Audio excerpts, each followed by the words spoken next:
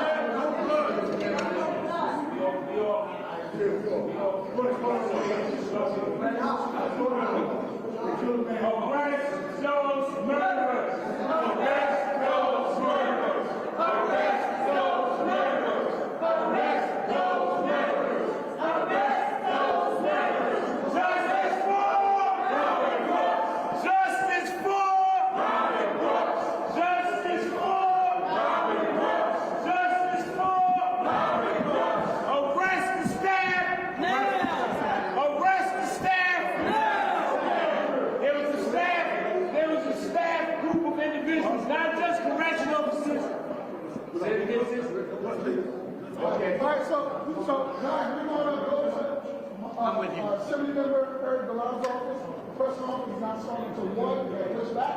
So we're going to take this interview to the Assembly Member's office, and then we're going to come back here for the 1 o'clock question. Justice for who? Robert Brooks. Justice for who? Robert Brooks. Justice for who? Robert Brooks. Justice for who? Robert Brooks. Justice for? Robert Brooks. Justice for? Robert Brooks. Justice for? Robert Brooks.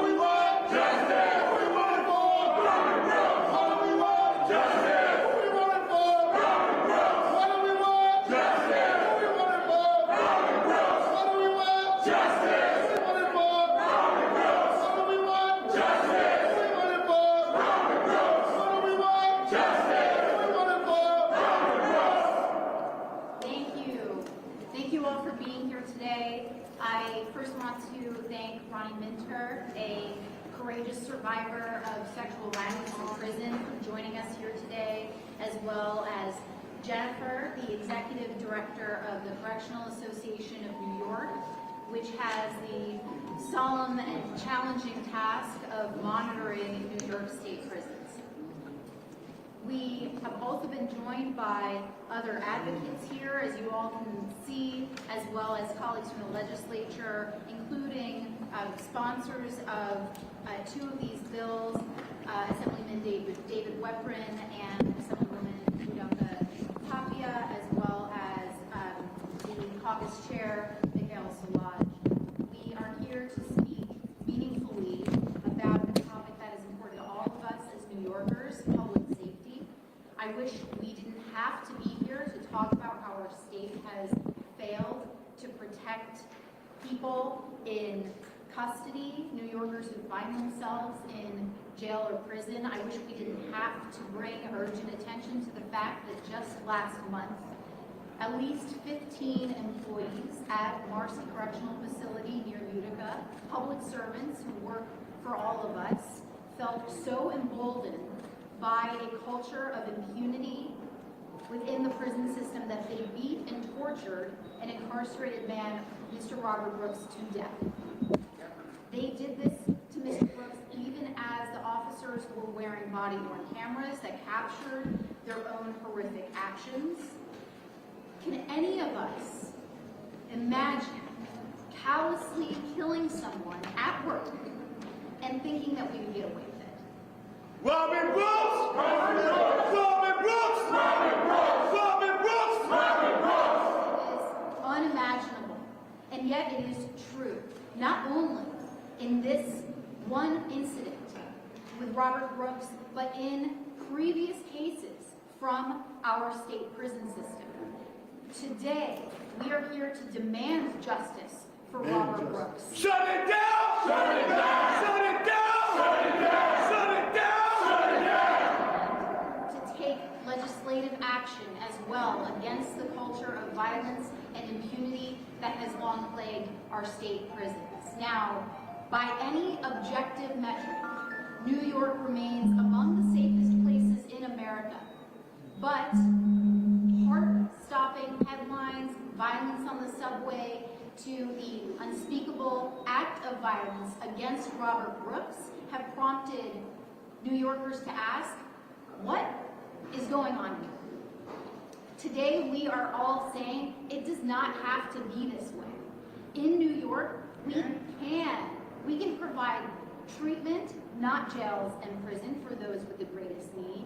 In New York, we are capable of investing in our communities through housing, education, workforce training, and more to prevent violence before it begins. And we can ensure that New Yorkers entrusted to the state's care are treated with more dignity, more respect, and more compassion, not violently beaten to death with impunity. Robin Brooks!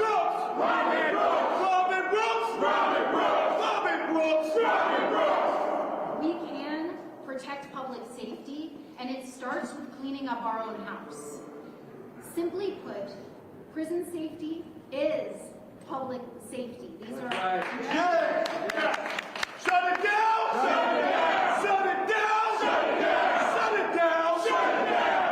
As legislators, we have a responsibility to make prisons safer than this. That is why today we are focusing on 3 bills. While the list of comprehensive reforms needed to our prison and criminal legal systems remains long, no doubt, we believe that if these bills that we are discussing today had already been law, it is possible that Robert Brooks would still be alive. Robin Brooks! Robin Brooks! Robin Brooks! Robin Brooks! Robin Brooks! Robin Brooks! The first bill would enable the DOCS commissioner, who oversees our state prisons, to ultimately discipline and fire DOCS staff when they are found responsible for serious misconduct. Shut it down! Shut it down! Shut it down! Shut it down! Shut it down! Shut it down! Right now, if you are an officer who's alleged to have engaged engaged in violent misconduct, the DOCS commissioner does not have the final say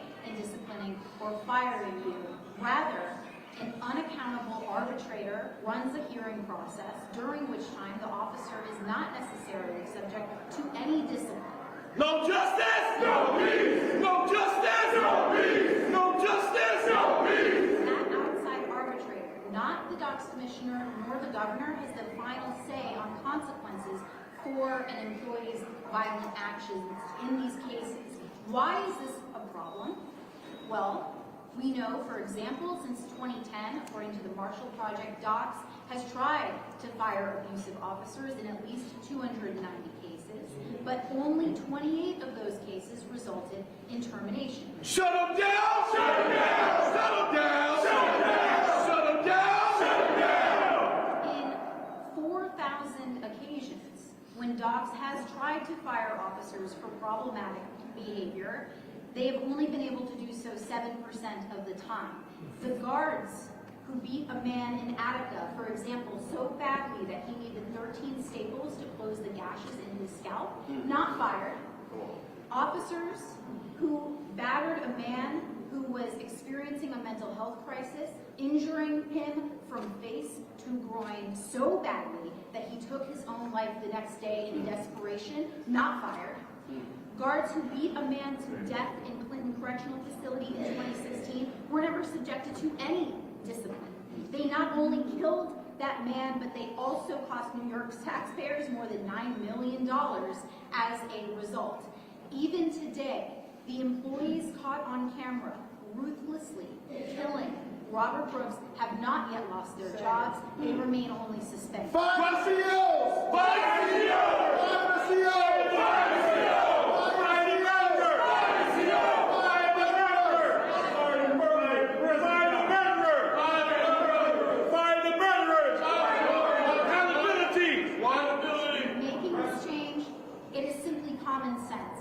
The second bill would establish a new independent office of the correctional ombudsperson staffed by investigators and monitors, overseen by a new and independent correctional oversight board. Right now, if even the governor or a member of the legislature wants to pick up the phone and learn all about the problems persisting in our state prisons, we cannot actually do that. No independent government entity exists that can give us that information. Robin Brooks! Robin Brooks! Robin Brooks! Robin Brooks! Robin Brooks! Robin Brooks! DOCS itself does not compile or track this information in a way that is reliable or useful to us, and that is a problem. No justice! No peace! No justice! No peace! No justice! No peace! Right now, the complaint process for an incarcerated individual is dysfunctional and unreliable. Knowing that the DOCS system is rife with violence, cover-ups, and inadequate transparency, incarcerated individuals cannot trust that they will get help when they need it, or even alert someone on the outside who could act. At this time, there is not one agency that has its sole mission of holding DOCS accountable, and that is a problem. That is why we need an office of the correctional ombudsperson and a correctional oversight board, both independent of DOCS and to be fully funded. Both would also be accountable to the governor and the legislature and would reveal to us what is really going on inside prisons. Robin Brooks! Robin Brooks! Robin Brooks! Robin Brooks! Robin Brooks! Robin Brooks! Shut it down! Shut it down! Shut it down! Shut it down! Shut it down! Shut it down! Third bill I want to mention today would grant the Correctional Association of New York, the nonprofit organization currently tasked with a legislative mandate to monitor our prisons, with the basic tools it needs to do its job. Shut it down! Shut it down! Shut it down! Shut it down! Shut it down! Shut it down! Shut it down! As the ability to show up to a prison unannounced, as opposed to the current case of the Correctional Association having to provide 72 hours notice before any monitoring visit, tools like allowing a sufficient number of inspectors to